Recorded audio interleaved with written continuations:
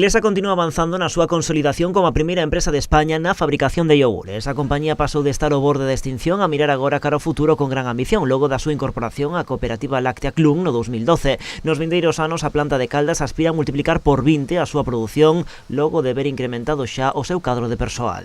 Agora mesmo, co traballo destes anos, pois conseguimos que o número de operarios, de traballadores que temos aquí se multiplicara por 3 e temos o compromiso de aumentar a nosa produción hasta multiplicala por 20. Aí estamos levando a cabo unha serie de inversións importantes. Eses investimentos roldan os 13 millóns de euros para o conxunto do grupo, dos que o 90% destinaránse á planta de Caldas. Servirán para mellorar o conxunto da infraestructura, comezando pola creación de 2 novas liñas de produtos de valor engadido.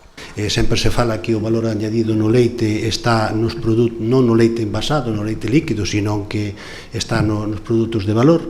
E entonces a nosa aposta principal é aquí na planta de Clesa e vamos a poñer 2 líneas novas con digamos unha dedicada un pouco a produtos un pouco máis valorizados, digamos, e outro que é iogures de formatos máis grandes. Ademais, a compañía baralla collerse as novas liñas de axuda para a industria agroalimentaria que vai lanzar o Goberno Central. Esta mañá o delegado do Executivo en Galicia trasladoulle á dirección os detalles desas novas axudas. Pero o conxunto do Estado vanse mobilizar máis de 1.000 millóns de euros. Vamos a tener líneas de ayuda, pero desde luego lo que queremos es que nuestra industria sea más competitiva y también más sostenible ambientalmente. Y esas son líneas de trabajo que aquí van a estar presentes.